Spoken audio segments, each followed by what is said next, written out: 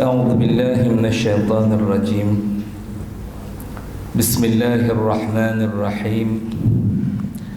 إن الحمد لله نحمده ونستعين ونستغفره ونعوذ بالله من شرور أنفسنا ومن سيئات أعمالنا.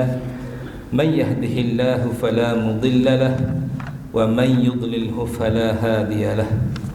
أشهد أن لا إله إلا الله وحده لا شريك له وأشهد أن محمدا عبده ورسوله.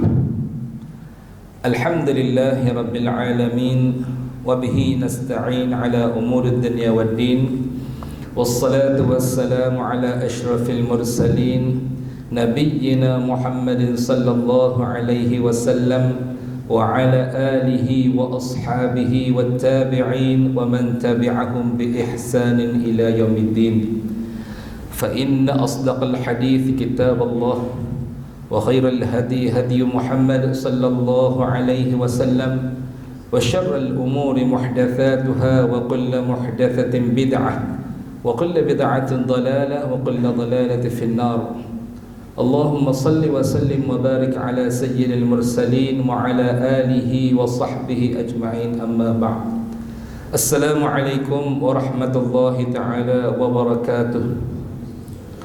Pertama sekali marilah kita rasa kesyukuran kepada Allah Subhanahu wa taala kerana masih lagi pertemukan kita buat kali ketiga ke keempat, apa tak ingat. Alhamdulillah, juga amat bersyukur kita kepada Allah kerana memilih kita untuk salat maghrib berjamaah dan beriktikaf di atas masjid yang ada nama lah dalam Felda ni. Katanya pernah menir dulu dah, tak tahulah terkini. Alhamdulillah, biiznillah kita dapat bersama-sama pada malam ni.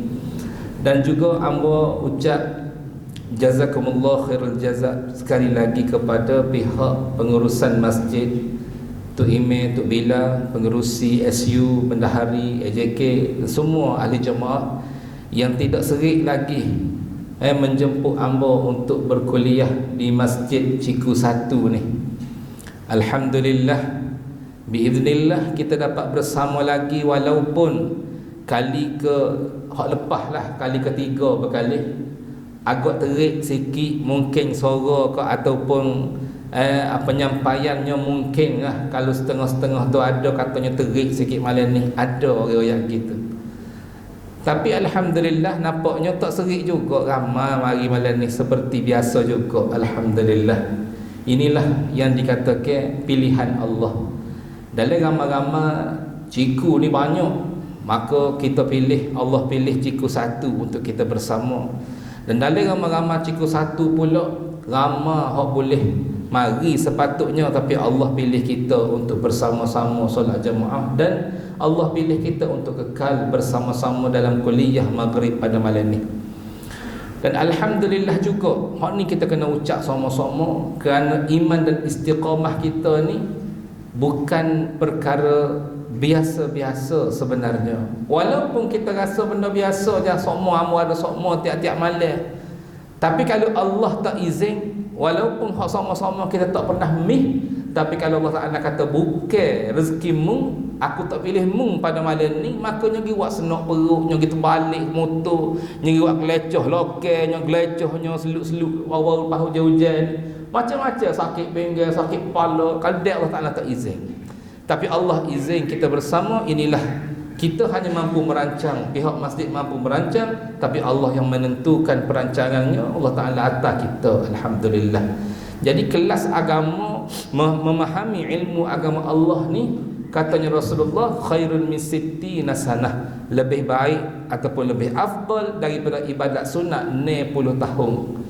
Nak ibadat sunat 60 tahun ni memang kita tak termampu tanpa buat kerja, tanpa buat apa-apa hal.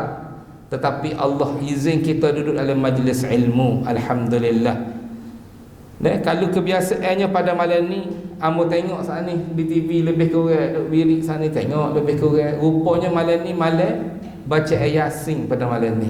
Nah, baca yasinnya, semaya hajatnya. Comel, alhamdulillah. Ada juga mari persoalan mana lebih utama, mana lebih afdal, kelah ilmu ke kelah bacaan Al-Quran ataupun bacaan Yasin, bacaan suratul Kahfi ataupun tahlil ataupun solat hajat dan sebagainya. Mana lebih utama? Maka hadis saat ni pun telah terjawab, lebih afdal daripada 60 tahun ibadat sunnah. Jadi kalau tak ada kelah ilmu, maka buatlah amalan apa-apa sahaja, buat pengisian. Tetapi kalau ada laluan ataupun peluang untuk kita mendalami ilmu Allah, maka lebih afdal lagi mendengar ilmu Allah.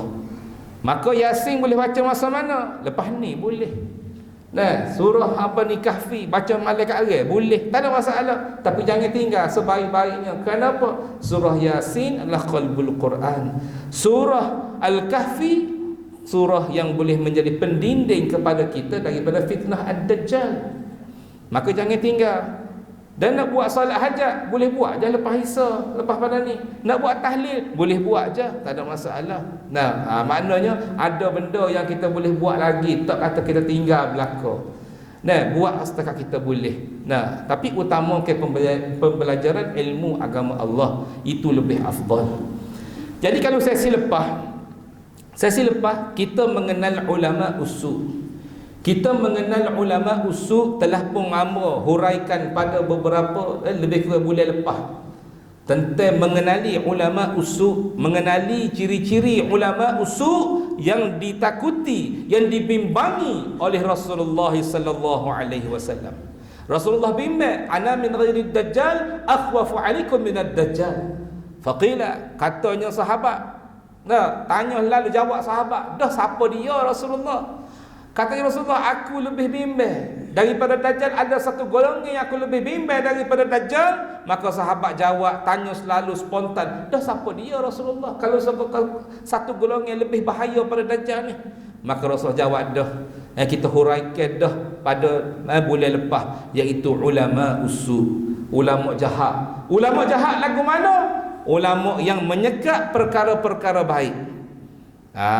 Menyekat perkara baik. Bapa kat duk buat Yasin malam Jumaatnya, contoh. Yasin bukan benda sunnah. Contoh. Siapa kata tak sunnah?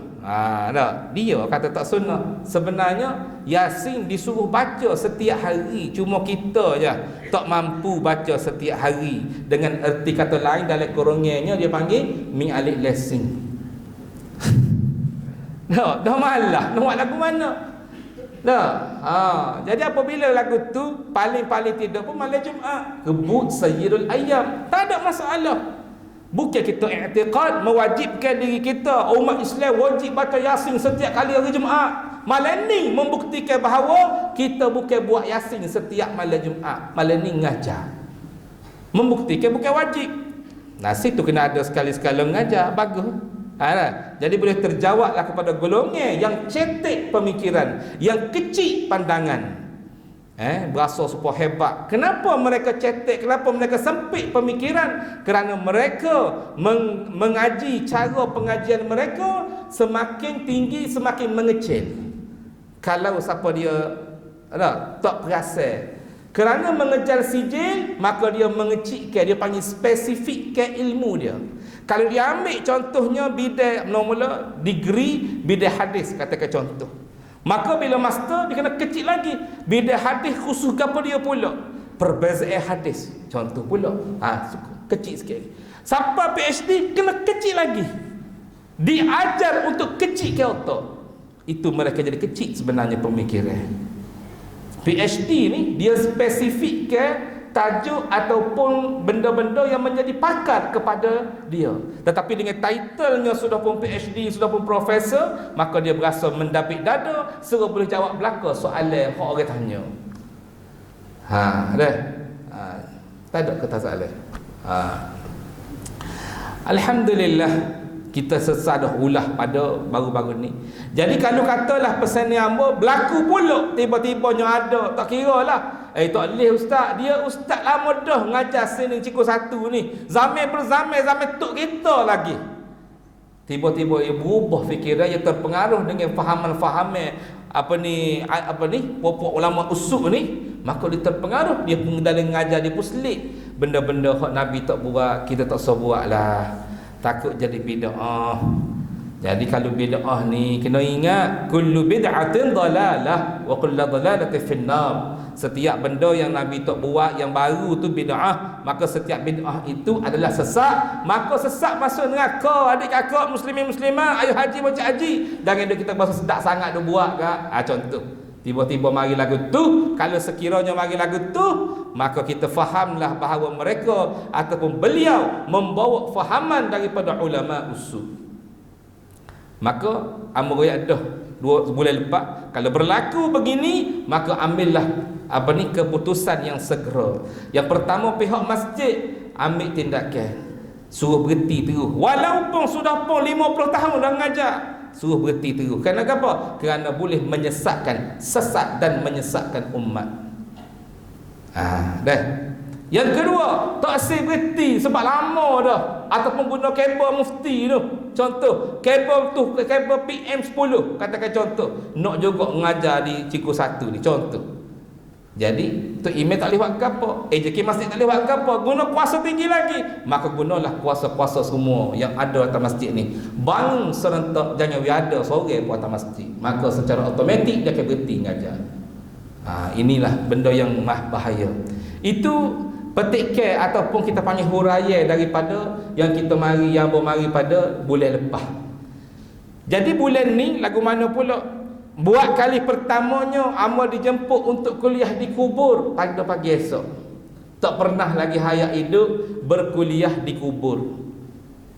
Adalah orang pergi melawat kubur tu kenali, hanya cerita tentang tu kenali, pergi melawat kubur tu kenali, cerita tentang bila tu kenali meninggal dan sebagainya, sejarah-sejarah dia, tak ada masalah lah. Tu bukan kuliah, ni kuliah agama di kubur pagi esok. Tapi malam ni lagu mana? Buat sesi yang kedua, amo buat dengan cara yang berbeza, iaitu masjid yang telah pun amo bawa memahami ulama usul, maka kita start balik dengan cara pengajiannya. Kalau ditengok di jadual saat ni ada belaka, tafsirnya ada, kitab fiqh pun ada. Ustaz ni kita ngajar kitab fiqh, solat dan sebagainya, ada belaka. Kitab tu, kitab ni dan sebagainya, comel. Cuma mari ngedok je. Panas punggung, sejuk punggung. Ada orang panas punggung, cuf dia mana. Jadi rugilah kalau sekiranya kita tidak mengambil peluang dan mengambil kesempatan untuk lari. Rugi. Kenapa? Kerana sekejap, bukan lama pun. Ya kalau lama pun, hak mari jari-jari lagu ni, kalau lama pun, sejam, 2 jam, padai mari lama, jauh, pula kau berkhian. Kalau hak mari minggu-minggu dah, apa yang kita rusingnya, tak lama, sebentar je. Jadi kalau boleh kekalkan belajar. Kerana apa? Kadang-kadangnya ilmu yang sama kita dengar, kita tak perasan, kita pergi buat juga kerana tabiat hari-hari kita buat. Amo ada jumpa satu orang, amo pergi ngaji, pergi semaya, singgah kat mak saudara duduk sebuah pondok. Pondok ni pondok orang tua lah, warga mah. Maka amo pun semaya lah sebelah dengan dia. Maka ambo masuk tu, ambo ni kira masbuk lah. Lewat. Jadi masuk sapa tu Allahu Akbar. Saya pun Allahu Akbar. Kalau kiranya masbuk lah sebenar. Tapi oleh kerana sebelah ni mari lambat gini-gini, tak ada kita nak akad dan tu imedah.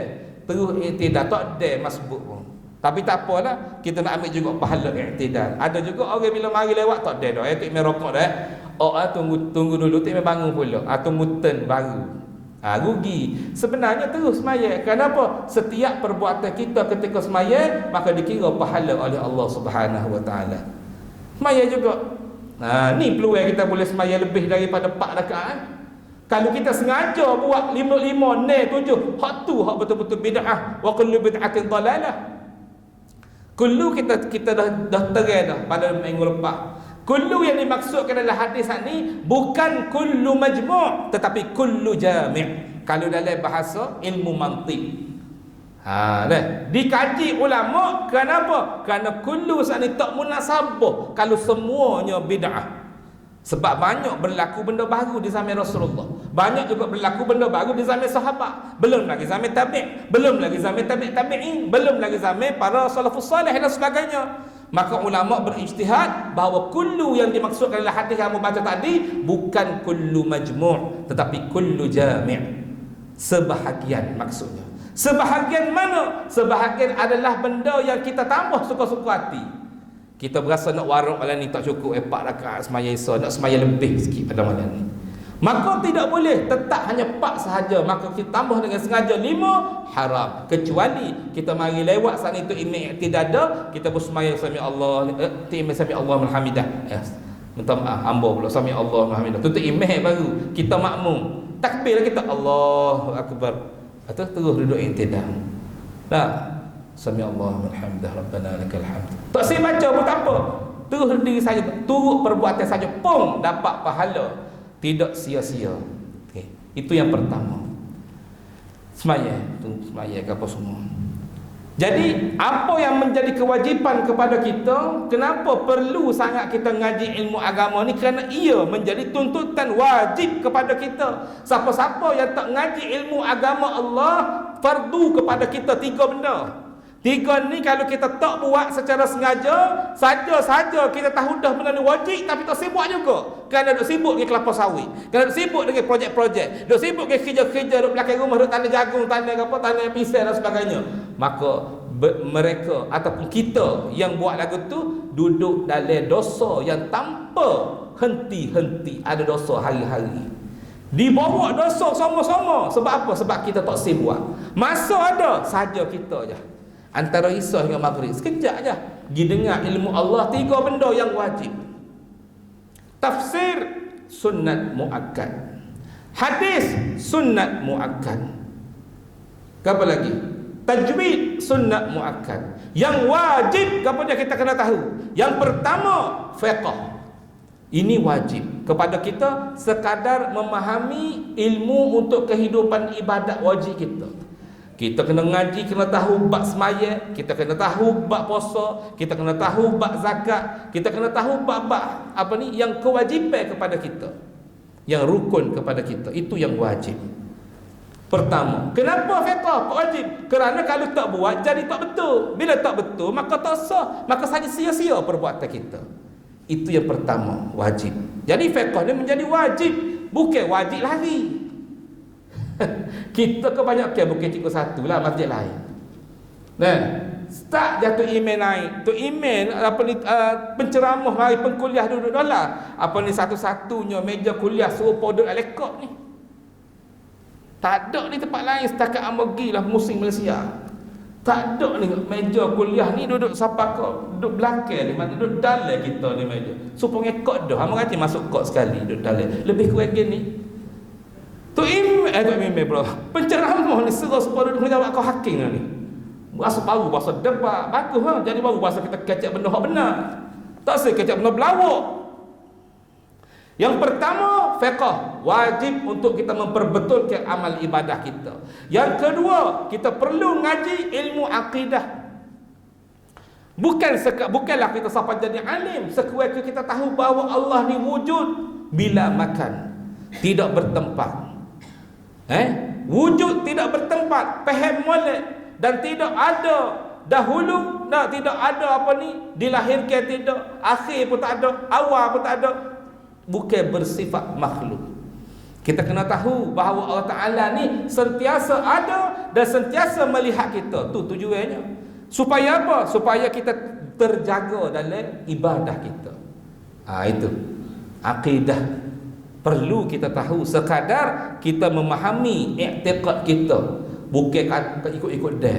Ni i'tiqad berubah sikit. Mari ustaz ngajar, ya yadullaha fawqa aidihim. Tengok dalam Quran SD royak cerita tangan-tangan Allah di atas tangan-tangan kita. Tengok Allah ni ada tangan. Kita pun mikir, oh tangan berkali panjang, berkali 5, kita 5 jari berkali tu ni 10 jari berkali. Mari. Sebab apa? Sebab terlihat dalam cerita-cerita tokong-tokong dan sebagainya. Oh, kalau kita menjisimkan Allah, maka jadi supaya budak kita. Maka laisa kamislihi syai', tidak ada menyerupai sesuatu pun Allah. Lepas tu Allah Taala duduk atas arasy lagu mana pula? Ar-Rahmanu 'alal 'arsy istawa. Lagu mana? Allah duduk atas arasy. Bukanlah ayat sani bukan ayat muhkamat, tetapi ayat mutasyabihat. Muhkamat iaitu yang tersurat, mutasyabihat yang tersirat. Tersirat ni lah kena orang yang ngaji yang boleh kecek. Kalau tak ngaji ilmu akidah, tak ngaji ilmu tafsir betul-betul, sekadar duduk ambil ilmu walaupun profesor, walaupun emeritus dan sebagainya, contoh kau apa dia pagi emeritus profesor tak kau dia amu pun tak tahu, contoh amu tak ingat, hebat dah di pandangan CJ dia, tapi bahasa Arab boleh baca belakang tafsir ni, tapi bila kecek sampai tahu ayat mutasyabihat, dia terjemah ikut akal dia, ikut hak dia ngaji, dia tidak ngaji tafsir, maka larilah akidah. Situ bahaya. Jadi perlu ngaji akidah. Biarlah senggut sikit pun tetap dapat pahala. Sehingga sahabat tanya, ya Rasulullah, kalau katalah orang tu masuk dalam majlis ilmu tu dengan dipaksa ataupun terpaksa, masuk-masuk tak dengar, tidur dan sebagainya, dapat juga ke maghfirah, keampunan daripada malaikat ni. Malaikat akak minta keampunan untuk kita. Ngadak Allah, orang ni duduk dalam majlis ilmu, ya Allah, dapat keampunan. Maka tanya dapat ke tak? Maka Rasulullah kata dapat juga. Apa? Kita duduk rela dah, duduk menyaku hari-hari. Hak tu hak menyaku sungguh, hak menyaku orang, hak tu bawa dia mengopak, dia gapo semua, bila nak minta ampun? Ni Allah Ta'ala duk fikir benda negatif kat orang, duk fikir benda suuzon, fikir benda-benda jahat kepada orang, dosa belaka. Jadi bila nak minta ampun, minta juga ampun ya Allah Ta'ala. Nah, Allah tak terima doa kita. Dah nak mana tak kena kaedah, tak kena cara. Jadi nak suruh Allah Ta'ala terima, malaikat yang akak tangan doa kepada kita. Hak tu untung anak yang ngaji ilmu agama beruntung sehingga kepada ibu, ayah, tok-tok, nenek semua. Kenapa? Kerana hari-hari duduk dengan majlis ilmu, hari-hari duduk dalam rahmat Allah, hari-hari dapat keampunan daripada malaikat. Bukan antara maghrib hingga isyak je. Orang yang ngaji pondok start daripada pagi sampai ke petang, daripada petang sampai ke malam, contoh. Lepas tu pula bangun pula awal, tahajud pula contoh, maka duduk dalam ibadah, maka dapat pahala kepada orang tua dia. Itu cara berbakti kepada orang tua. Beruntunglah kalau anak duduk ngaji pondok. Kita dah terfikir juga dah, bukan sini, bukan kita dah, orang lain dah. Ustaz sudah ya kita duduk orang lain lah. Dia mikir ngaji pondok nak makan gaji kan, nak makan gapo, nak kerja gapo. Tak ada lagi kita jumpa orang ngaji pondok dia merempak, tak ada rezeki, susah, minta sedekah. Pergi cari di gelandangnya, tanya dia, ngaji pondok mana Tanya orang duduk gelandangnya tu, kita tanya, pondok mana? Pondok Pasir Tumbuh kau? Cuba kita tanya tak ada sore hapu, tak ada. Kecuali ising, tak ada arah ising dia dah jadi tetamu Allah dah. Kalau dia ising mana kalau nombor dah. Atau sebab apa? Sebab orang yang mengejar akhirat, maka dunia akan kejar dia. Dunia akan kejar dia. Kadang-kadang dia kejar dunia ni kaki 4, kita kaki 2. Tu yang kejar tak dedek tu. Dia kejar juga tak dedek. Dah dia kaki 4. Seolah-olahnya R kaki 2, M kaki 2. Kita kaki 2 je. Dia kaki 4 dia kejar tu ke RM tak boleh. Boleh sikit nak kejar 1 juta, boleh 100,000 je contoh. Kau kejar 100,000, boleh 10,000 je sebulan contoh. Contohlah projek-projek apa, kelapa sawit apa, bunyi khabar 10,000 sebulan. Nak gagah. Tapi lagu mana? Rezeki minallah. Rezeki minallah. Okey. Itu yang kedua, wajib kena i'tiqad, kena ngaji ilmu akidah. Yang ketiga, kena ngaji ilmu tasawuf. Tengok saya pun ada ngaji ilmu tasawuf. Bagus. Ilmu nasihat tasawuf lah. Innama bu'ithtu li utammima makarimal akhlaq. Allah Ta'ala memutuskan Rasulullah sallallahu alaihi wasallam untuk apa panggil, memperbetulkan akhlak, nak comelkan akhlak. Itu tujuan Allah Ta'ala jemput Allah Ta'ala utuskan Rasulullah untuk mempercantikkan akhlak umat Islam. Jadi bila ada 3 ni, barulah tidak ada ujub. Bila kata ngaji fiqh, ngaji contohnya akidah, tapi tasawuf tak ada, lagu mana jadi? Berasa hebat pada diri, berasa hebat, berasa orang lain kurang, berasa tak lagi. Tak lagi hamba juga. Ada perasaan itu. Riak, takabur, membangga diri, hasad deki. Itulah yang dipercantikkan dalam ilmu tasawuf. Okey. Baru bunga, baru tu nak isar tak start lagi ni. Okey, selepas daripada hamba bincang dengan ustaz ni, saya tanya dia lah, lagu mana nak bawa gapo ni. Maka hamba kata, kalau bawa kitab syekh kita lagu mana? Jadi dia kata comel. Syekh siapa? Syekh Qamarul Lail. Syekh Qamarul Lail ni tok guru hamba dan juga tok guru pada ustaz ni. Tok email kita lah, tok email Ciku 1 ni. Syekh Qamarul Lail ni, pada dia umur, ketika dia umur 19 tahun, ketika duduk belajar, dia telah pun mula mengarang kitab. 1987, umur 19 tahun baru start dah karya kitab. Dan kitab dia ni yang diberi namanya ni, kitab hamba bawa ni, Jauharatul Fiqh fi Masailil Furu'iyah li Syafi'iyah. Dia dah karya kitab sampai jilid. Bertahun-tahun lah, tapi dia bermula pada tahun 1987. Hamba pun minta izin dengan dia untuk baca di seluruh hamba kuliah mana-mana. Jadi hamba baca lagu mana? Hamba baca dengan cara bersiri, sambung-sambung. Hamba baca sambung-sambung, dan setelah hamba baca pipi je hamba baca, maka video ni akan rekod, akan masuk dalam ni. Baru siri kedua, kali kedua baru kita buka kitab ni. Kali pertama baru ni Lubuk Jom. Ni kali kedua kita akan baca soalan. Sebab dalam kitab ni dia bukan cara supaya ngaji kitab fiqh biasa. Ini sudah pun disimpul. Jadi cepatlah sikit kita faham mana poin tu. Jadi kalau ada duduk ngaji dengan ustaz ni, duduk ngaji dengan semua tu berkitab sosok. Jadi hamba main kadang-kadang ni kita direct selalu point. Direct to the point. Direct tu. Jadi bentuk soalan dan jawapan tu. Dan selepas hamba baca kitab hak dikumpulkan soalan dan ada jawapan terus ni, hamba ulah-ulah, hamba buka pula soalan kepada hadirin hadirat ayah haji macam haji. Tetapi malam ni tertinggal soalan. Hamba bawa kertas nota suku, nota kosong, peng-peng 4-5 batai, ada orang lelaki, ada orang perempuan. Anak buah hamba kita tengok sana tak jumpa. Mungkin tertinggal, minta maaf lah. Jadi boleh tanya soalan lisan, ataupun kalau ada siapa-siapa nak tulis, ada kertas masing-masing, tulis sendiri atas ke depan, tak ada masalah. Tak usah tulis nama gapo. Nak tanya soalan gapo pun tak ada masalah. Tak semestinya apa yang hamba nak baca kitab ni. Boleh. Kelebihan orang tanya soalan ni gapo dia dapat? Yang pertamanya, dia akan dapat pahala kerana dia menanyakan soalan untuk diri dia sendiri.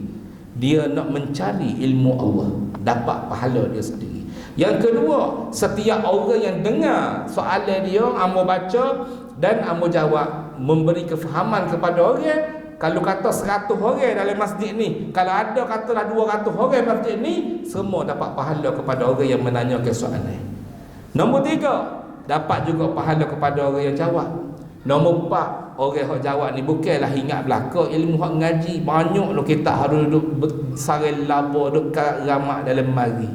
Kalau tak ada soalan-soalan yang ditanya, macam mana nak asah ilmu? Hak duduk belajar dulu. Sebab banyak juga jumpa soalan, hamba jadi macam kurang yakin. Hamba pun catat, ini soalan yang kurang pasti. Maka hamba akan balik semula tengok kitab dan sebagainya, untuk menggapai panggil perangat ilmu hak ngaji. Hamba teringat Ustaz Azhar Idruh, Al-Fadhil Ustaz Azhar Idruh, lebih kurang dalam 7-18 tahun lepas. Mula-mula dia start mengajar di Terengganu, tak lebih luar lagi masa tu. Hamba dengar dah video dia masa tu. Duk mengajar sikit orang, sikit pada ni lagi, dia surah aja. Maka apa dia buat? Antaranya dia baca kitab, lepas tu dia buka soalan. Dan apabila jumpa soalan yang dia boleh jawab, dia jawab terus. Ada soalan yang 50-50, dia akan jawab ala kadar dulu. Dan dia kata soalan ni saya akan baca pula di tempat lain. Malaysia di masjid Gong Kepah contoh. Maka dia pun baca di situ. Maka untung orang nanya soalan, bukan setakat orang sini dapat. Orang seluruh, lepas orang tengok video tu seluruh Malaysia dapat pahala berlaku. Dan yang keuntung juga, dia sendiri untung boleh perangat ilmu dia.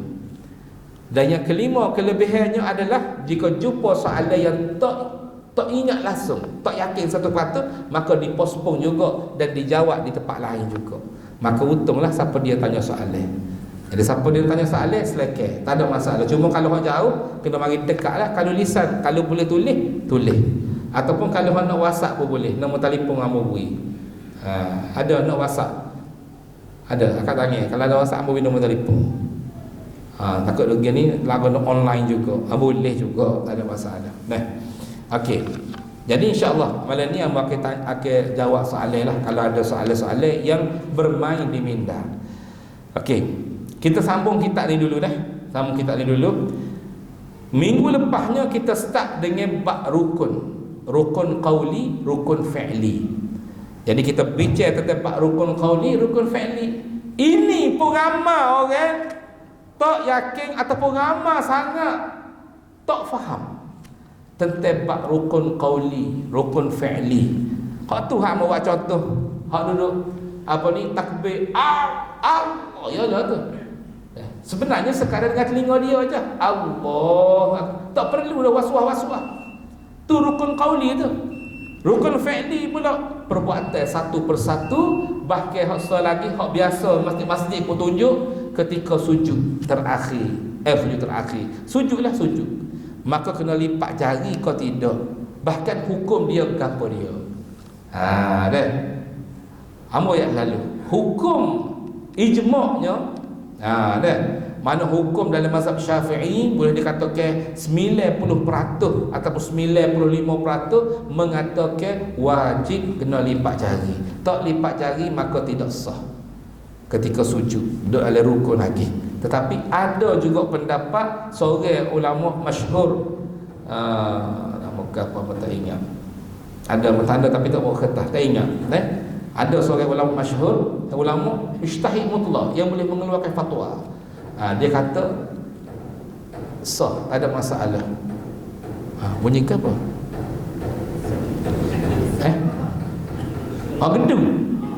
Gedung digital. Really kata. Untung tak perlu dah bagi gedung. Nah, ada gedung lagi begitu ya. Dengar ke tak luar? Tak dengar. Malah syok sendiri panggil. Gedung syok sendiri. Tak apalah, kuat-kuatnya ada gedung kurang-kurangnya. Tak apa. Okey.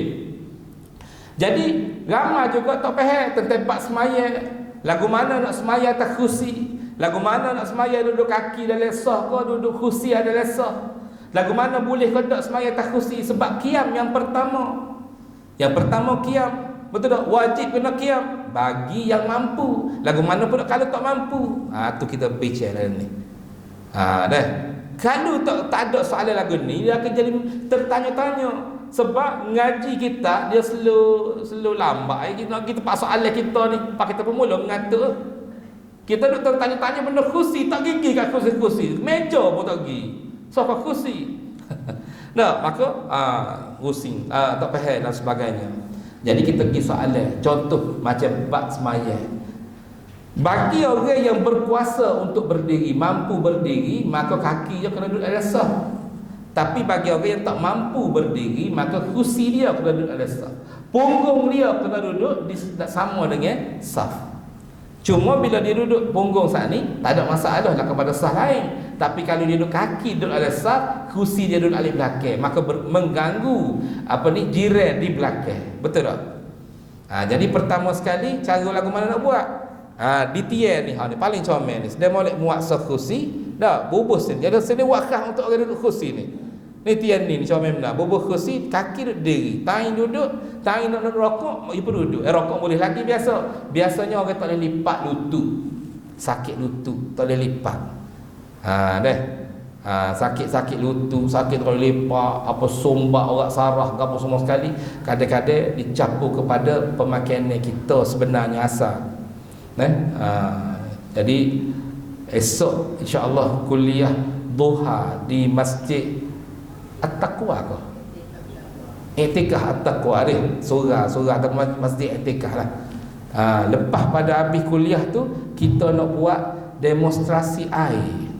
Sebab kamu rasa kena share dengan orang cikgu satu. Kalau tak tahu, boleh bawa air masing-masing.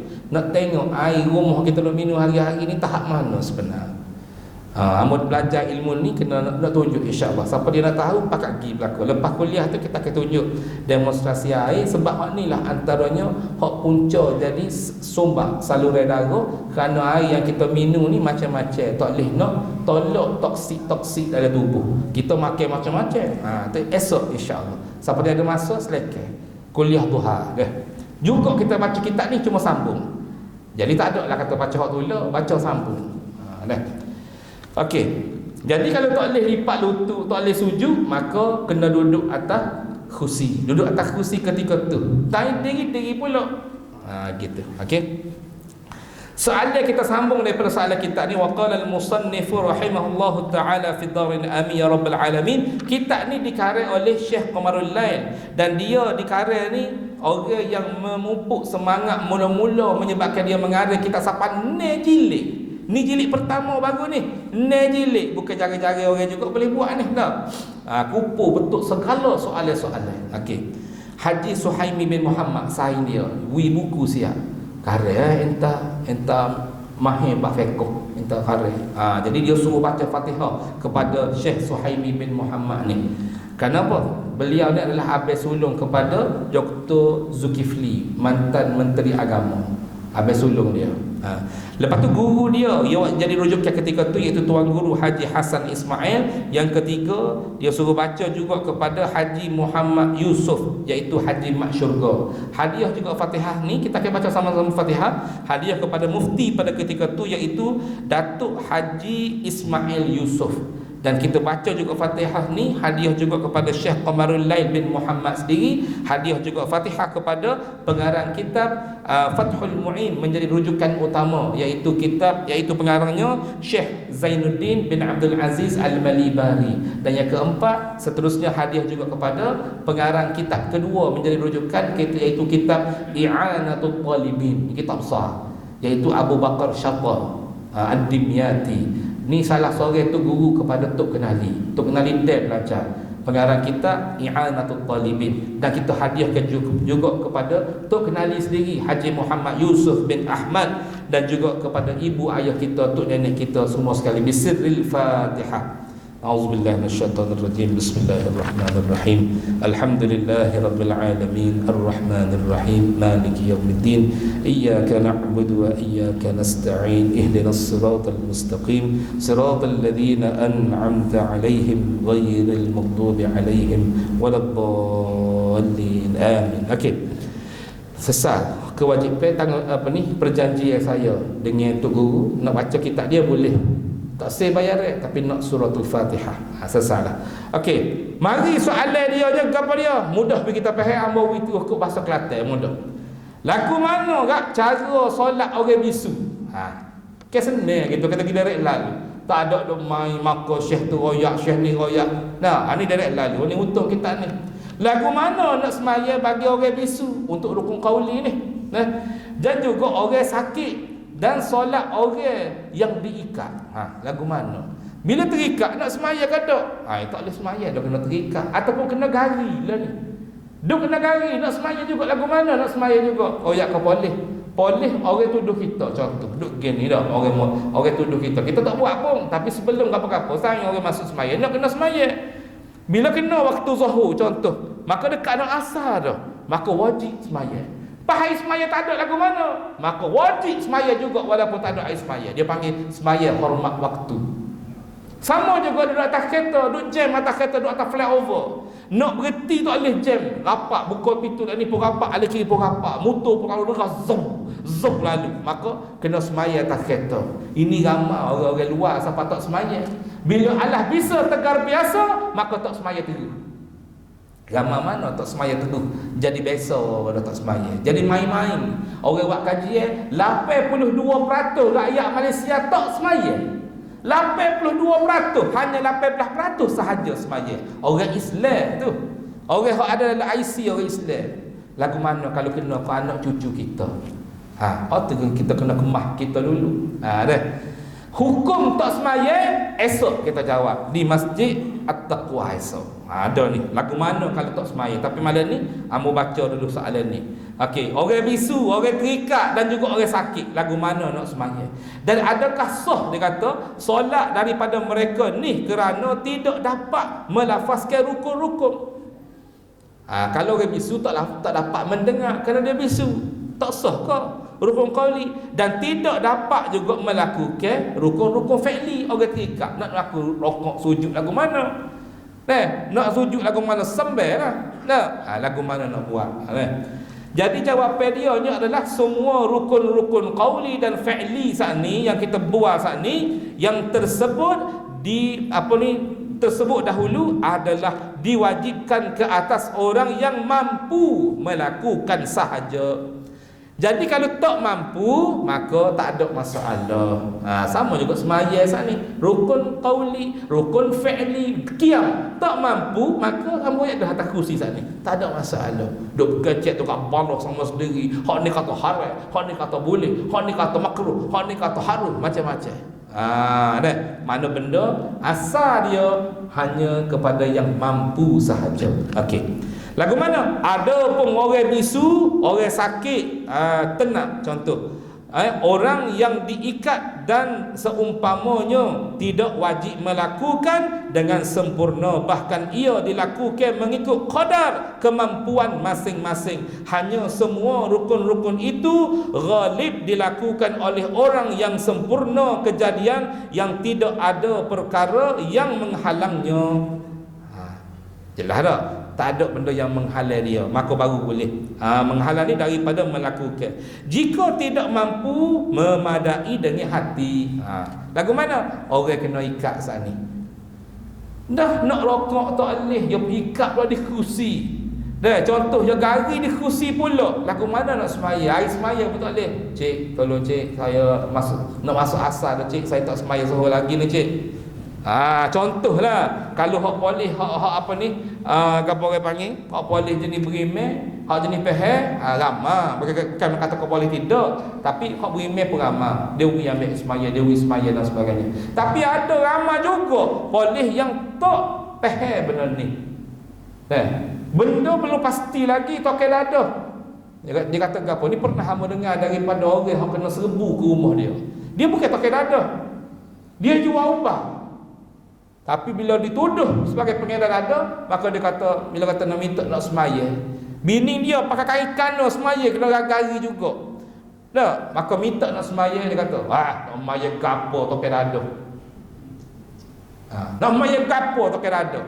Jadi lagu ni pertama, polis tu dapat dosa apa? Tetapi kita kena semaya. Lepas tu nak paling lagu mana ustaz? Dia pun tak tahu ke mana kiblat. Kalau kita boleh, tuan, boleh tak tolong pusing kursi saya ke arah kiblat?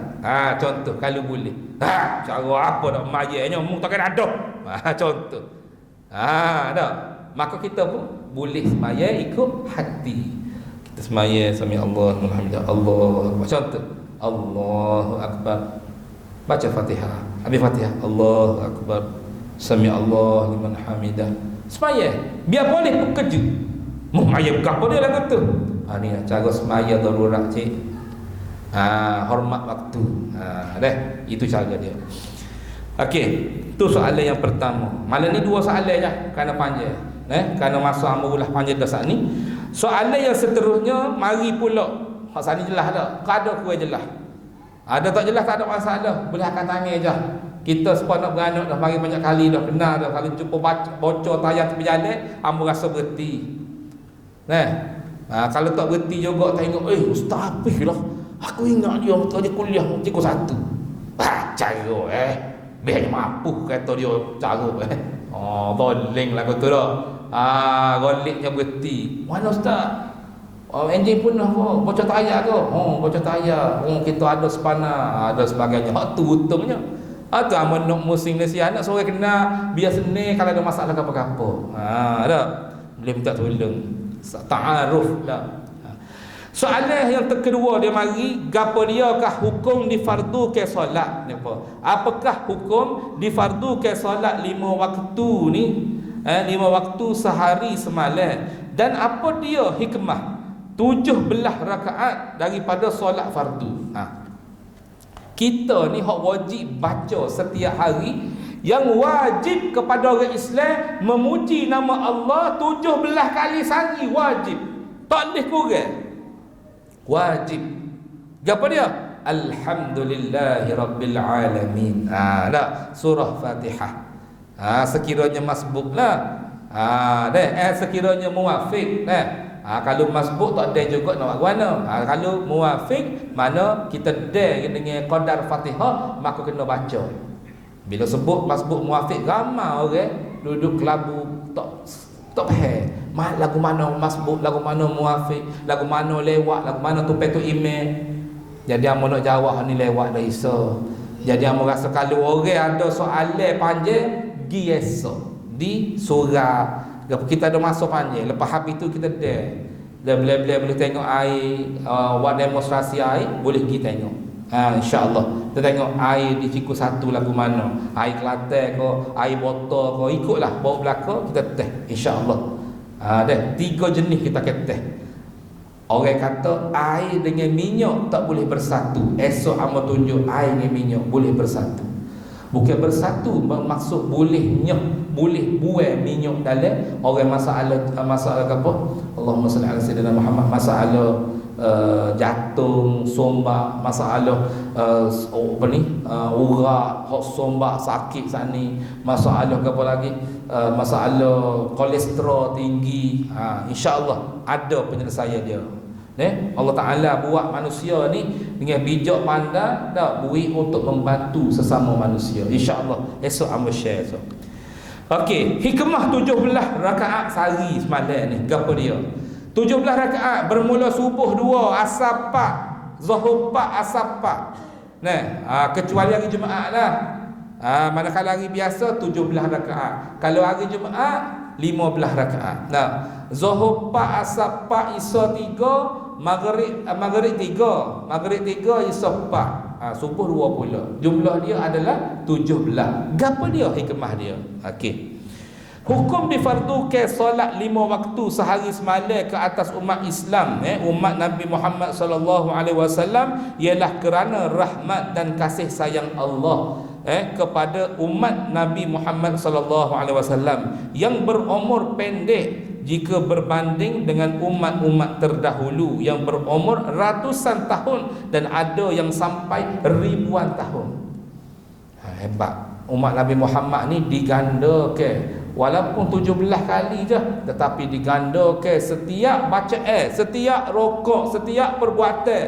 Kalau dikemas kini ke segala dalam semaya je, dalam semaya, dalam wudu, dalam kehidupan hari-hari, tak ada kata nak berzikir beribu-ribu, tak ada kata nak semaya sunat sampai lekuk pala-pala, sampai kata sampai puasa, sampai tak makan, tak kena makan ni.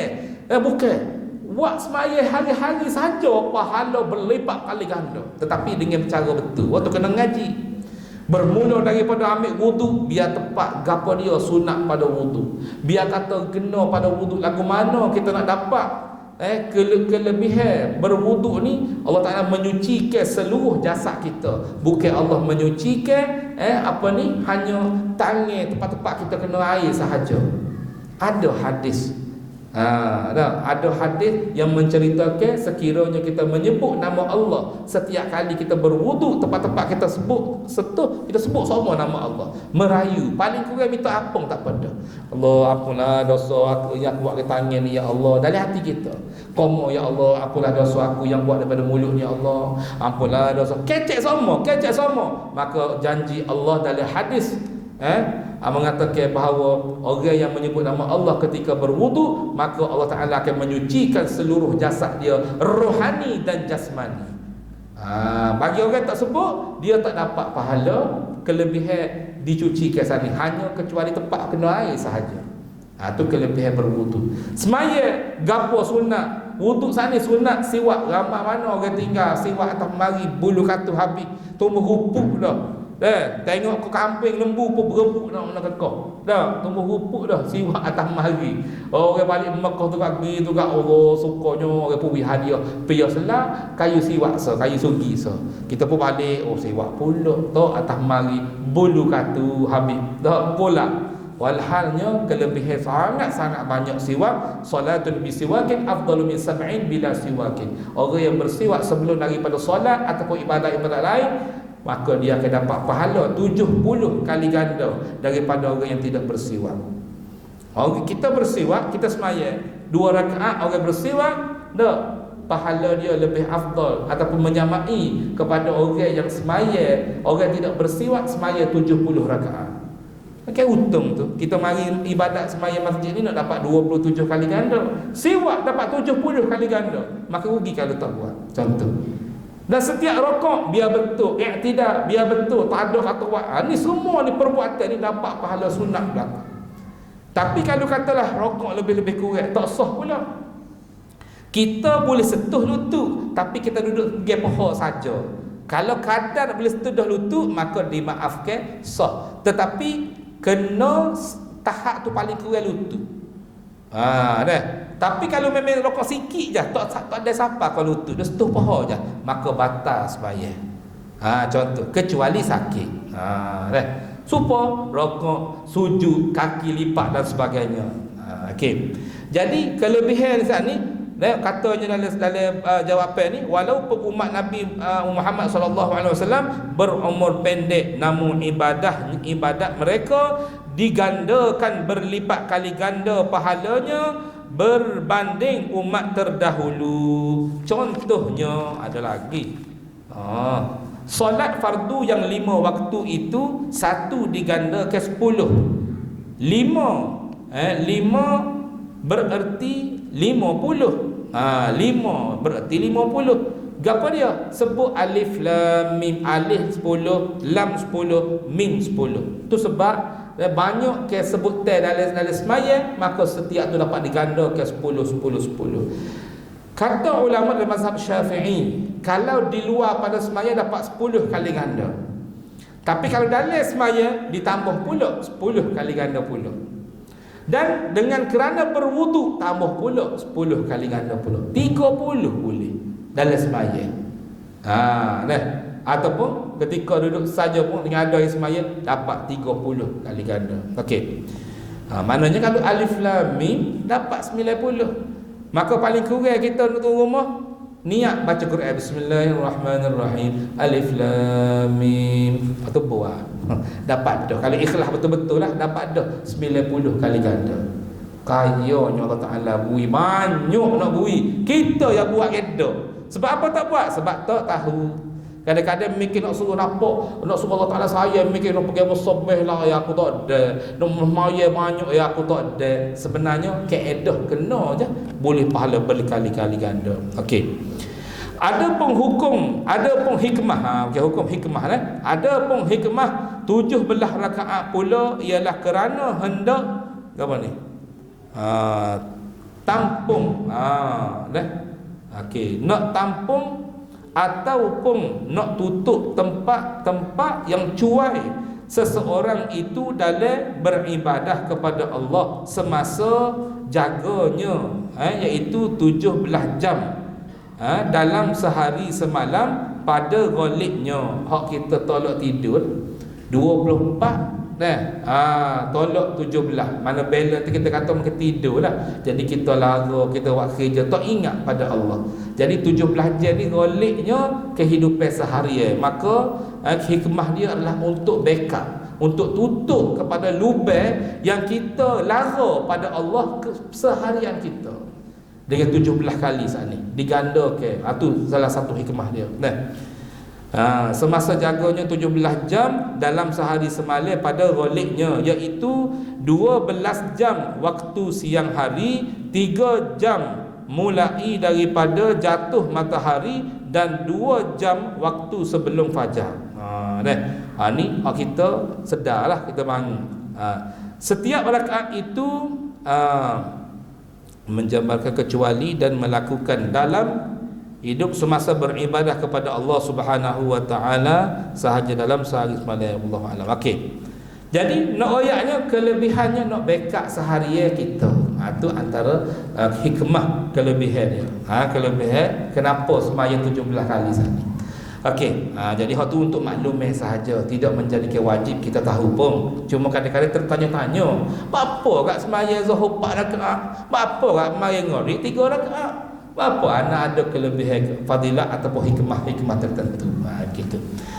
Okey, jadi setakat tu dululah soalan pada sini. Cumanya amo buka soalan mana yang bertanya, kita buka sikitlah soalan. Boleh, tak ada masalah. Ada soalan ke nak tanya? Tak semestinya amo boleh jawab dan tak semestinya wajib amo jawab. Kalau soalan yang sensitif amo tak jawablah. Ni biasa kalau muka cek bab solat, orang tanya bab solat saja. Tak saya tanya bab nikah ke. Tak saya tanya bab hukum apa-apa lain. Tak ada masalah, boleh je tanya. Cuma kalau soalan hak amo kurang yakin nak jawab, amo akan jawab ala kadar. Balance lagi amo akan rujuk betul-betul dan amo akan jawab di tempat lain. Maka nak tengok jawapan kita mudah je. Nak tengok jawapan saya akan jawab di tempat lain. Lah ni orang bagi canggih belaka, masuk telefon kat pergi tempat YouTube, taik atas tu Pondok Tok Kenali official. Pondok Tok Kenali tu bit lalu tanpa official. Tekan hak tu tengok video hak dirakan. Contoh hamba buat ni, contohlah esok di Masjid At-Taqwa.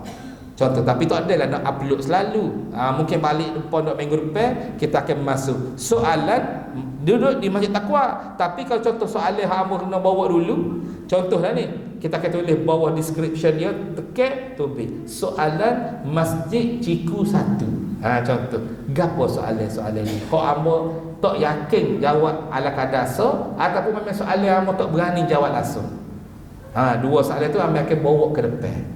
Dan juga soalan yang mau jawab dah, yakin dah, tetapi ada sedikit was-was. Amo telah cek balik, sekiranya amo rasa nak tambah, amo tambah juga. Tapi kalau amo rasa tak perlu tambah dah, cukup dah dengan jawapan yang amo bagi, maka tak tambah. Dah. Okey, ada soalan ke? Boleh kat tangan. Orang cikgu 1. Ya sama ada dia alim dah ataupun dia tak tahu apa dia nak tanya. Kadang-kadang dia tak tahu apa nak tanya, kebanyakannya tak tahu nak tanya apa. Kalau soalan nikah 2, nikah 3 tak saya tanya. Ada contoh WhatsApp, ada WhatsApp.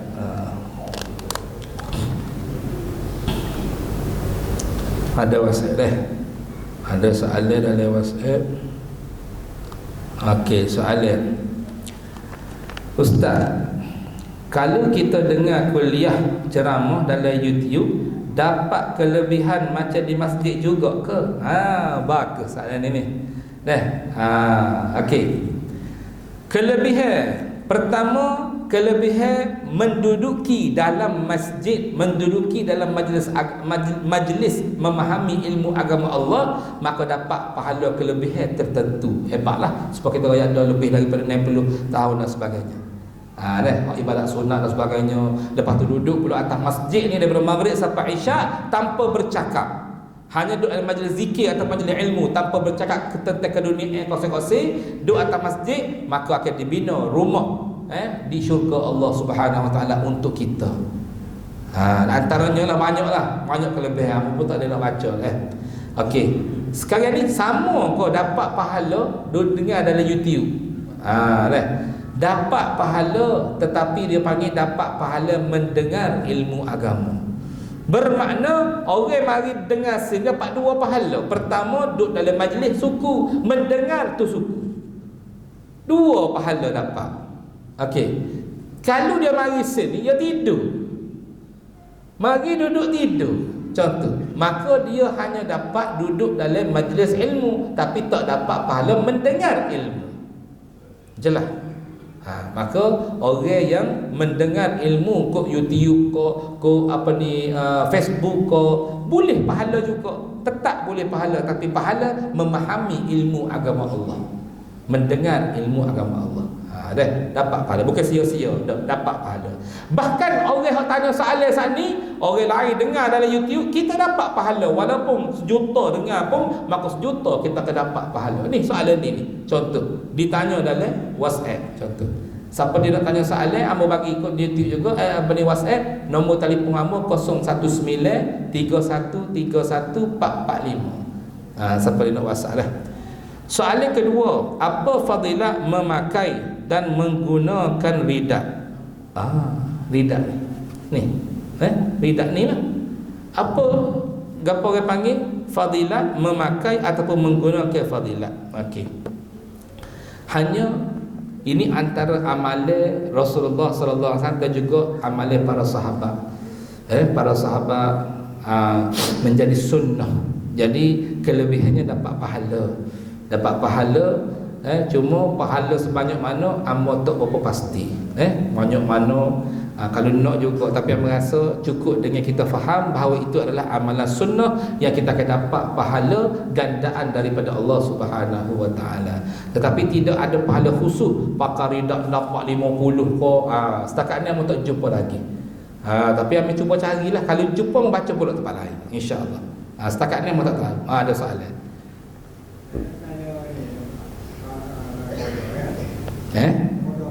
Qada, nak tanya soalan qada semaya. Qada semaya kan qada puasa. Qada semaya. Okey.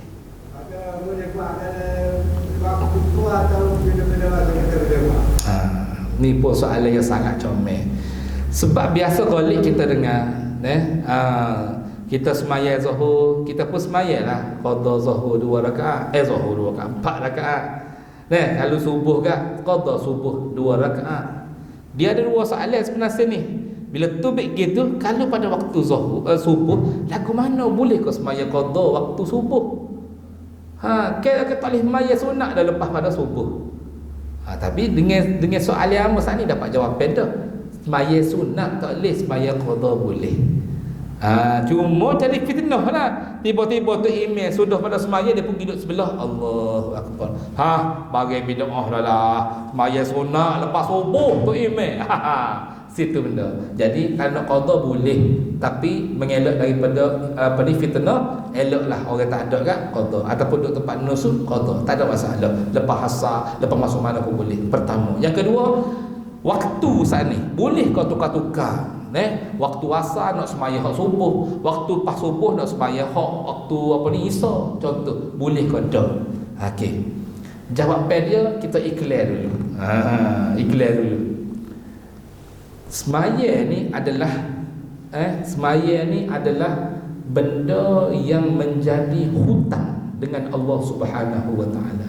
Bukan hutang dengan manusia, dengan Allah. Wajib semaya. Walaupun tertinggal 20 tahun pun, 30 tahun pun, wajib kena qada balik. Bahkan ulama terdahulu mengatakan semaya sunat tidak diterima selagi ada hutang dengan Allah. Itu pendapat daripada ulama mutaqaddimin. Tapi ulama mutaakhirin berpendapat boleh juga pahala dengan syarat semaya wajib qada saat ni lebih banyak pada semaya sunat. Yang tak boleh kita pergi semaya, contoh kita nak semaya tarawih, contoh 8 rakaat. Kita qada isya je 4 rakaat, maka tak boleh. Kita kena qada melebihi daripada semaya sunat. Nak semaya 8, kita semaya qada 12 contoh. Baru semaya sunat. Itu baru kena pada fadilah kelebihan yang ulama telah pun berijtihad. Nak semaya qabliyah 2 rakaat, ba'diyah 2 rakaat, semaya qada dulu. Lepas tu baru semaya. Lepas tu kalau tak semaya lagu mana? Setengah ulama kata boleh pahala juga. Terutamanya tahiyatul masjid. Sebelum kamu terlupa, 3 benda yang kalau boleh usahakan bila masuk ke masjid. Yang pertama, usahakan bila masuk ke masjid sebagai adab kita masuk masjid, niat i'tikaf nombor 1. Nombor 2, solat tahiyatul masjid. Nombor 2. Nombor 3, rebut saf yang ke depan sekali. Kalau tak ada juga tak apalah, nak kena mari lambat, tapi boleh qada semaya qabliyah kalau kita biasa semaya dah. Kita tak haji semaya, tai semaya ba'diyah. Kita niat semaya sekali yang qabliyah. Ulama berijtihad boleh pahala walaupun semaya 2 rakaat, boleh pahala 2 semaya. Asal niat kepada 2. Itu mazhab Syafi'i kita. Walaupun ada juga kata tak boleh. Jadi jangan kata kau orang, mana ada ustaz? Hak tu pendapat yang kata tak boleh. Tapi hamba royak ni pendapat yang kata boleh. Ada khilaf. Ada kata boleh, ada kata tak boleh. Tapi kalau tak ada masalah, niat je lah. Kalau boleh, alhamdulillah. Tak boleh pahala pak dia saja. Jadi bila kita berhutang dengan manusia, contoh kita berhutang, nama apa ayah haji? Ayah haji nama apa? Alung Abdul Kadir Abdul Malik. Nama kan ada Raja. Abdul Malik dan nama Allah Ta'ala, alhamdulillah. Okey, Abdul Malik. Contohlah amba ni berhutang ayah haji kita Abdul Malik. Betul tak Abdul Malik? Amba berhutang 10,000 contoh. 10 tahun nak tak semaya contohlah ni. 10,000 amba berhutang. Tiba-tiba amba ni berjaga-jaga aja mari ke Ciku 1 ni. Belai-belai mari daripada Kuala Lumpur sehingga pukul 1 pagi. Amba ketuk pintu Abdul Malik ni, ayah haji kita Abdul Malik ni ketuk pintu. Marahlah dia, kau dia ketuk pintu. Allah minta maaf lah ayah haji, amba ni tak ada sehingga waktu lain ni je amba boleh masuk sehingga. Dan kau gapo aku ngatuk ni, ketua Allah Malik tak boleh. Dah ayah haji amba mari nak bayar hutang. Hutang tak apa. Tak marah kalau bayar hutang. Cuma kalau sikit marah juga. Kalau banyak nak bayar berapa? Nak bayar 5,000. Boleh tak apa.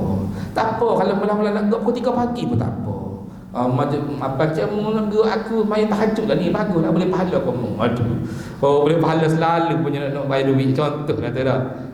Nak ayatnya bayar ketika mana pun boleh, sebab hutang dengan Allah. Boleh nak bayar hutang waktu mana pun, tak ada masalah. Tukar-tukar. Malah amba buat ikhlas ni supaya kita faham cerita, jalan cerita. Dah. Jelas ke Haji? Boleh dah. Ada lagi soalan? Ayah haji buat gori dah ni. Buat gori, hak sekali hak payah Dia ada gori biasa mudah lalu. Cikgu 1 dah. Mau cabar ni. Kurang-kurang nak 3 soalan malam ni. Nak 2 soalan lagi baru betul-betul menunjukkan kelakian anda. Gurau-gurau. Boleh? Hanya tegurau je tu. Okey, puan nak tanya pun boleh. Buka lasik. Kita ada 5 minit lagi insya-Allah, ataupun paling tinggi 10 minit lah, pukul 9. Padahlah mari jauh. Amba dah mari jauh, amba tak si kalau mentah-mentah. Biar badai letih pun tak apa. Sekiranya puas hati kita berdakwah ni, Allah Ta'ala catat jadi sebagai satu amalan kita.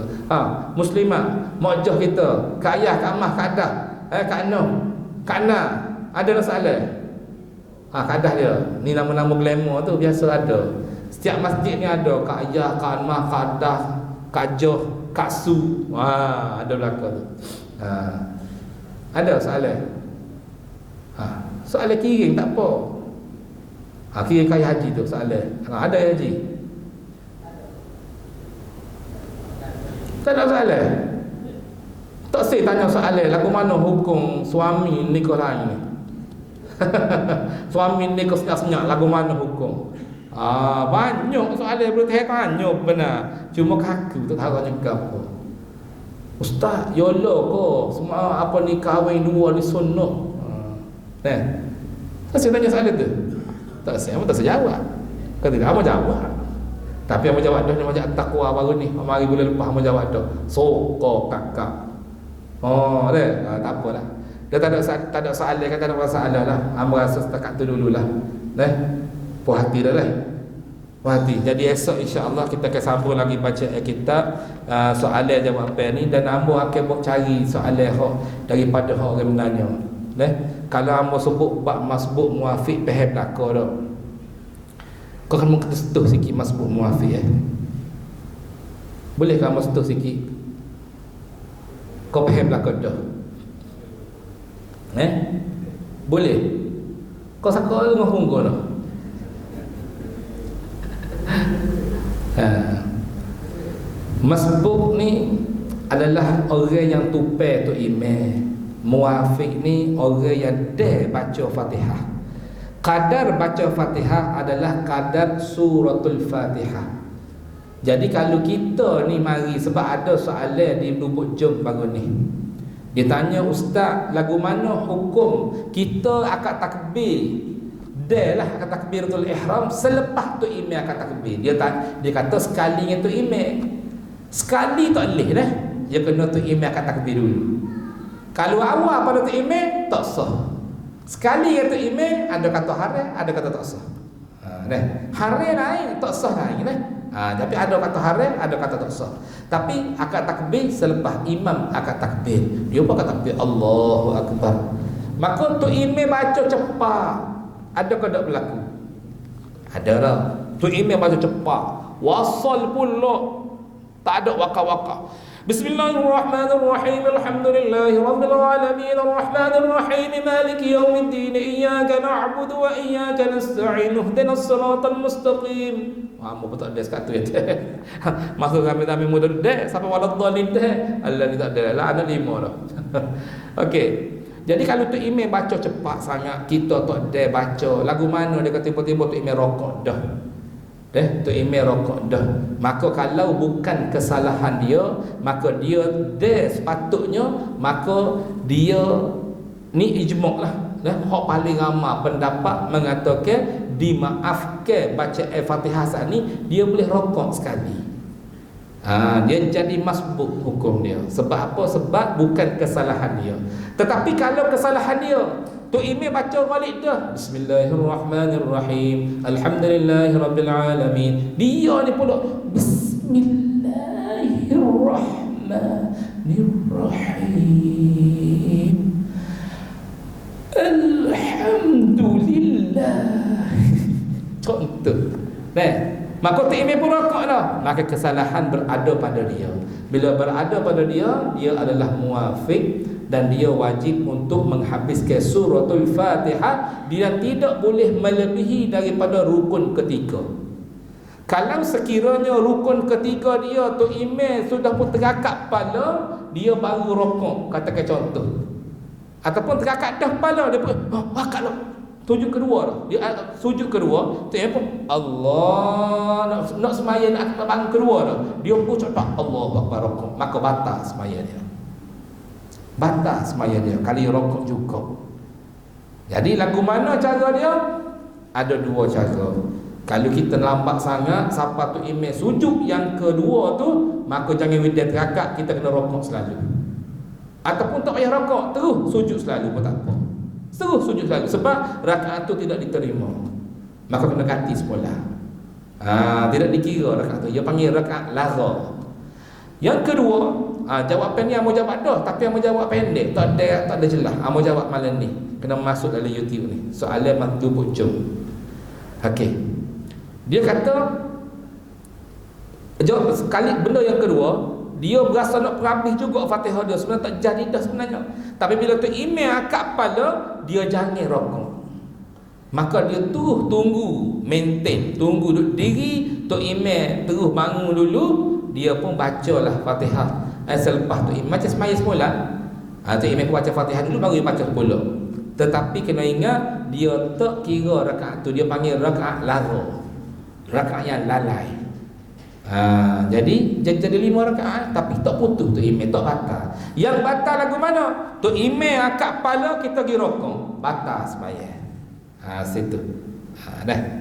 Okey, jelas dah. Cuma ada soalan masjid gerung pula. Boleh bubuh juga bawah description, jawab pesen yang menjawab. Ditanya ustaz, adakah dia kata masbuk ataupun muafiq di rakaat yang ketiga ataupun rakaat yang keempat, rakaat akhir, katakan contoh. Dah. Pernah dengar ke masbuk muafiq di rakaat ketiga ataupun keempat? Pernah dengar? Jadi ada berlaku. Ada berlaku. Lagu mana? Okey. 2 keadaan yang masyhur. Yang pertama adalah dia tak boleh bangun kerana sepit sangat semaya, contoh di Masjidil Haram, dia tak boleh bangun, sekat punggung dia. Maka dia kena sesar bangun dulu, barulah dia boleh bangun. Betul lah pula hak depan tu sakit lutut. Bangun slow sikit. sikit. Dia tak boleh bangun. Nak sujud ni, baru nak bangun nampak tak habis lagi. Oh, tunggu dulu. Sampai terik baru bangun. Bangun tu imam pun Allahu Akbar, rokoklah.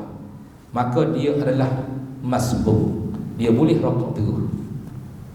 Dikira masbuk sebab bukan kesalahan dia, dia terpaksa. Satu. Yang kedua, masyhur hak tepi sana ni. Hak sakit lutut sana ni. Masyhur juga. Dia bangun tu imam pun Allahu Akbar, maka juga dia bukan dia sengaja sakit lutut, memang dia betul-betul sakit, maka dimaafkan, maka dikira masbuk. Maka dia boleh rokok terus. Dia boleh tupai Fatihah tu imam. Tetapi kalau dia bangun tu, dia ada kadar Fatihah yang normalnya normal berapa? 35 hingga 40 saat. Itu normal baca Fatihah yang kadar biasa. Ada orang baca 35 ataupun sampai 40 saat. Itu kadar biasa dengan jumlah 2 harakat, 2 belakang. Bismillahirrahmanirrahim. Alhamdulillahirabbil alamin. Arrahmanirrahim. Maliki yaumiddin. Tu. Telah kira sendiri. Amba paling cepat dengan cara lagu tu boleh pergi sampai 35 gitu. Kalau hak lambat sikit, slow baca sikit, mungkin pergi sampai 40. Itu kadar Fatihah. Kalau kita tak dengan kadar tu, dia panggil muafiq. Dah. Jelas dah. Pada dulu lenguh dah ayah haji. Moga rasa minta maaf lah kalau hamba ada salah silap apa-apa, salah silap kecek dan sebagainya. InsyaAllah ada rezeki kita akan jumpa balik insyaAllah. Dan jangan lupa pagi esok insyaAllah kita kuliah subuh, kuliah subuh lah kiranya, tapi di kubur esok, di kubur. Dan di Masjid At-Taqwa kita akan sambung soalan kitab ni dengan soal jawab. Kalau ada malam ni tulis malam ni, esok ui terus Senin. Boleh fikir kepada soalan, insyaAllah kita cuba jawab setakat yang termampu insyaAllah esok. Dan selepas daripada habis kuliah, kita akan bermesra di luar daripada masjid tu. Dia ada koridor luas sikit kan. InsyaAllah kita akan buat demonstrasi air. Mana nak teratih air dia, bawa lah. Amba ada bawa alat tu, nak teh pH dia setara mana. Dia duduk di acidic ke, dia duduk di tahap mineral ke, ataupun duduk di alkaline. Kalau acidic akan jadi masalah, asid yang banyak dalam tubuh akan buat jadi penyakit. Kalau mineral buat jadi tenaga. Kalau kata siapa jadi alkaline, supaya air Zam-Zam boleh mengubat banyak penyakit. Dah. Jadi satu. Yang kedua, demonstrasi yang kedua, boleh buat toksik dengan air. Nak tengok air kita boleh buat ke tak toksik. Amal nak bubuh toksik, lagu mana hilang ke tak, dia boleh nyah ke tak. Yang ketiga, air campur dengan minyak. Lagu mana air boleh membuat segala minyak kita makan, kita sekak, kita kebupain kolesterol banyak dan sebagainya, nak hakis minyak dalam usus. Lagu mana? Dah. Esok ada insya-Allah selepas daripada Masjid At-Taqwa. Kalau tak cukup tempat, kita buka kemah esok. Geran pihak masjid lah bukan amba. Kalau nak buka tu boleh, kalau apa tak muat. InsyaAllah amba rasa setakat tu dulu. Apa yang baik anugerah Allah Subhanahu Wa Taala, yang lemah kelebihan yang sendiri. Mohon maaf kerana amba ambil masa panjang lebar. Dan kalau sekiranya marah, sepatutnya amba yang lebih letih lagi lah, mari jauh. Jadi amba mari jauh ni, amba nak biar puas hati. Lepas tu yang terakhir daripada amba, ada permintaan daripada ahli jemaah. Dia kata duit dia banyak sangat. Dia kata ustaz, Felda bayar dia bunyi khabar sampai lebih 10,000 dia kata. Jadi dia kata dia ni nak infak ustaz, bawa tabung lah. Jadi amba bawa pulak tabung. Dia duduk di pucuk dinding. Orang puai tak nampak ni, di pucuk dinding ni. Boleh buka nasihat ahli tu, nampaklah ada tabung tu. Mana nak infak insya-Allah. Sebab apa? Infak ni kadang-kadang Allah Ta'ala uji kita, bui kita harta benda. Kadang-kadang kalau kata dapat pendapatan setiap bulan, memang ada zakat. 2.5%. Tak banyak pun. Kalau 1,025 riyal, ada tempat ruangnya zakat. Hak-hak muda tu. Kalau katalah contoh ada 10,000 sebulan. Baru 200,500. Tu je, tak banyak pun. Niat fisabilillah, tolong orang, tolong agama Allah. Boleh pahala pula digandakan pula pohon lebak kelapa sawit contoh. Lepas tu yang kedua, nak infak untuk pembangunan, nak dapat pahala segera, ada wakaf siap. boleh nak wakaf segera. Dan yang ketiga, bangunan yang kita tengah duduk fokus lah ni, tengah duduk kelai kabut, hamba bila-bila masa siap je pelan besar akan naik ke Kuala Lumpur selalu dengan engineer, dengan arkitek untuk nak tunjuk kepada Syekh Al-Janrami. Syekh Hafiz Al-Janrami ni orang yang telah pun membuat banyak komplek-komplek di Malaysia kita ni, termasuk Ustazah Asma Harun pun minta nasihat dia. Mama lah Habib minta nasihat dia, hamba pun sama nak minta nasihat dia untuk nak bina kompleks Pondok Tok Kenali, insya-Allah nak bangun kembali Pondok Tok Kenali. Siapa-siapa nak bersama insya-Allah, sebab harta Allah Taala beri kita ni, kadang-kadang kita berasa saya lah duduk dalam kepala rima, duduk dalam bank kepala rima, bukan duduk dalam kepala rima, duduk dalam bank kepala rima, ataupun bank apa lagi, bank huta, bank kepala huta dah. Kita teka hidup ni kita bolehnya. Bila kita dipanggil, dijemput Allah, tak ada, tak boleh buat apa dah. Bahkan para dalam Quran kata apa? Nah, apabila kita telah pun dipanggil, dijemput Allah, maka kita akan merayu meminta pada Allah, wilah aku masa sikit dari Allah, sikit je sekejap, fa asaddaqu, aku nak bersedekah. Dalam banyak-banyak ibadat, kenapa Quran sebut sedekah nombor satu? Tak kata aku nak solat 2 rakaat dah, fa asaddaqna, yang besarnya sedekah ni. Kalau kata kita teka hidup ni ya boleh. Kalau kata siapa-siapa nak sedekah, silakan insya-Allah. Wallahu subhanahu wa ta'ala a'lam, wa billahi taufiq wal hidayah. Wassalamualaikum warahmatullahi taala wabarakatuh. Bismillahirrahmanirrahim. Alhamdulillah.